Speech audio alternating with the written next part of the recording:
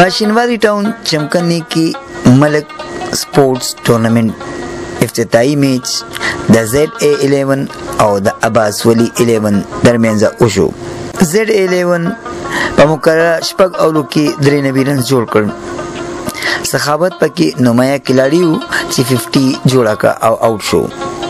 د عباس ولی 11 د طرفه حمزه پسلیری شو رنزو ورکولو باندې 3 وکټې واخیستې. په دې موقع ملک نصیر حسین مهمان خصوصي وو.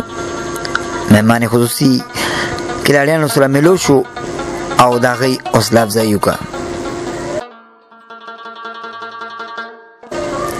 د ZA11 د 93 رنزونو په تعاقب کې په مقرره اولو کې 71 رنزه جوړ کړل.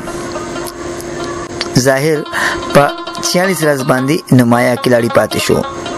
دغه رنګ دا میچ ZA11 په 22 رنزو باندې وګټلو.